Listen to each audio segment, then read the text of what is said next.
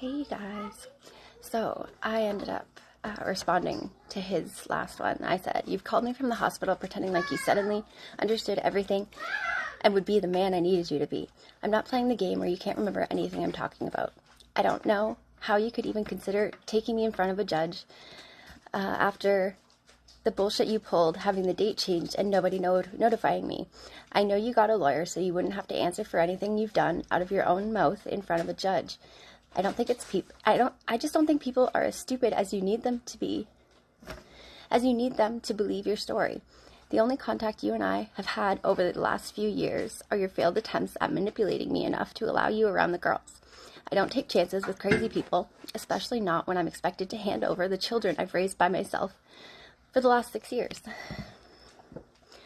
I said, "I enjoy meeting up with your mom and Ariana. I don't have any plans to ever stop, really. You should be grateful that you didn't make babies with someone who only thinks of themselves and always puts the kids first." So he says, "Give me one more chance, Sarah, with no possibilities of getting back together. Trust me this one last time. The getting back together thing was what was fucking me up and keeping me upset because I loved you. Please trust me, it will benefit you. I'll put the kids first, too. Try one more time, please. I promise you things will be different."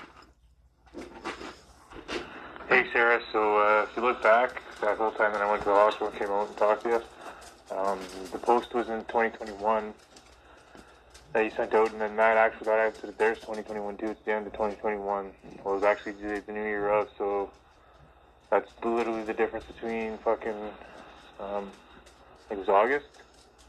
It was only 4 months after that post. That post really hurt me, and I'm all totally over it. But I'm hoping you can reconsider because...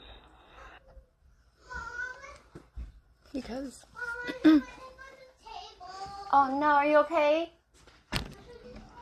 Rub it. He says, "That was in January 2022. You made the post in August 2021. That's only 5 months after the post. We argued about the post. I was extremely hurt about the post. I said, I don't really care when any of this happened. I just know it did." He said, "It's 3 years later, with never even getting a chance. Give me a chance." I went and found it. So it says, "I'm so sorry if this upsets anybody. I fought with myself over posting this so many times, but I decided that I have to do whatever I can to make sure that this doesn't happen to anyone else.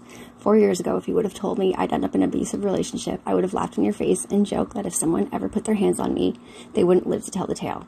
But my ex likes women who have children, so I figured this would be the best way to reach as many other moms out there as I could. My ex's name is blank. He's 31 years old and has 3 daughters, two of which are with me. Our relationship was toxic right from the start. I stayed because I thought I could fix him. He gave me a sob story about how women are mean to him, and he's always getting cheated on. It's very obvious that he considers women as less than him. Over and over again, he'd tell me that it says in the Bible that a man is the head of the household. He's spit in my face on more than one occasion. He's kicked me out of his apartment in the middle of the night during the winter after buses had stopped running while I was pregnant with our first daughter. He's put his hands around my throat and thrown me down onto the bed. That last picture is a bruise on my thigh from him pinching me as hard as he could, that I had to bite him to make him stop. We were back having sex a week after my C-section because saying no to him was never acceptable. It didn't matter if we were sleeping in a room with 5 other kids. It didn't matter if his 11-year-old daughter was sleeping at the foot of our bed. This man is mentally ill and needs to see a doctor before he can convince another woman to make him the center of her whole world like I did. If you've been in contact with him, please be very careful. The 3rd picture is what I looked like for a week after he hit me. I lied to everyone I loved for him. Please, no one be stupid like I was." Awesome, baby. Hold on. I said, "I don't take chances when it comes to my kids." He says, "I think you'll be surprised. I'm not asking you to take chances with your kids." I said, "I'm sure you do a great job pretending everything is fine." He said, "I'm saying give me a chance. Everything is fine." So I said, "Do you think you deserve another chance?" He said, "It can all be fine." So I say, "Honestly?" He says, "I really do. I honestly do. Not to get back together with you. I understand I fucked that up. But to see my kids, yes." I said, "I know, you'll never touch me again. I wasn't joking when I said it." He said, "That's fine, and still be really good to you and not expecting anything in return. I'm not mad at you like I was." I said, "You couldn't even admit to being mad." He said, "So being good to you will be genuine, and if I have to fake it, then I will. After hardwood, you're completely right. Actually, you're through and through. You're right through and through. I didn't want you to know I was mad, mostly because I would have forgiven you. So I said, I'm aware. I was right back then too. So, hardwood. He has to bring it up. He has to bring it up because then it's my fault. Like, he has to. I messed up. I messed up bad. And like, I know I messed up. But I don't feel like I should give justification for it because it really was. Can you please? I love you. I love you too. Can you hold on, please? Yeah, no, it's just if I justify it, then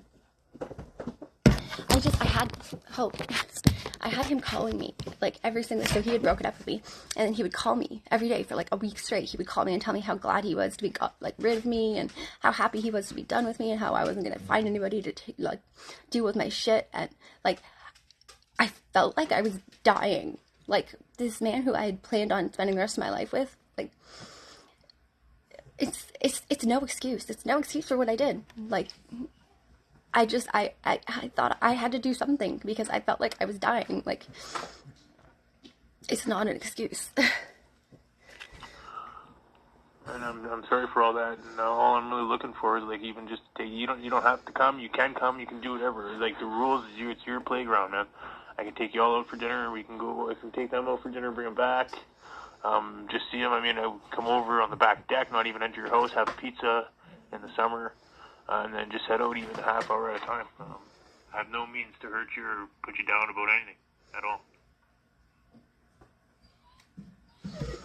There may have been times where I was like not playing the game. In my head, so much to say, but still attracted to you, still loved you, and I had ulterior motives as far as maybe trying to get back with you or seeing how it's going to go, but I won't do that to you, I promise you. I'll just be there as a friendly neighborhood dad. I don't want to play any games with your head. I don't want to make you upset. I don't want to see you cry. I don't want any of that. I just want to have good old, genuine, good times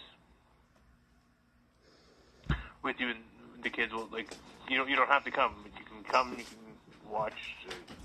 I'm just trying to get through. I have no interest in hurting you whatsoever. Doesn't matter. Like, you can bring your chum, you can bring your sister, your mom. I'm not upset at your mom anymore, and I'm really sorry about the things I said about her. In my mind at the time, it was true. Like, I don't ever remember threatening her life or anything like that, but I apologize. I really do. I don't think I've ever said that he's threatened her life. I've never said that. If she did, then that's like completely separate. I've never said that. And that's like, he called my mom like a fat cunt. Like, you can't take that shit back, dude. Like. And if you're wondering why I'm sending so many messages and talking really weird and fast, is because I could only send 30-minute or 30-second clips in this thing. So sorry to light up your phone there, but I can only send 30-second clips. So again, I have no interest in hurting you whatsoever. If anything, I want to uplift you and help you maybe even get over some of the stuff I did. I really didn't mean to hurt you that bad. I was being selfish and I was hurt and I was working out of town and it's a mess. I'm really sorry. I'm over it. And I don't mean to come off like manipulating, but when I say like I never loved anybody like I loved you before, and I handled it fucking horribly, like horribly. I've never, like, honestly, never loved someone that much, and I'm really sorry about how I fucking handled all that in the end. I wish I could change things, but I can't. And that's not to manipulate you. That's just so you understand. Like, my emotions got the fucking best of me, and I'm sorry. I'm sorry. My emotions got the best of me too, but I still took care of the kids. Like, never stopped taking care of the kids. And so I don't accept that as an excuse. You don't get to spend the money and then demand the girls. It's not fair. It's not fair. His thing was to, make everything about sex so that I couldn't talk about it with anybody because I wouldn't, share that sort of stuff with, the few people that I had to talk to, like my mom and... that's basically it. And his mom, really. So he took advantage of that. And, the fact that he was just very, very demanding in that way and insecure. It was weird. I thought we were meant for each other. And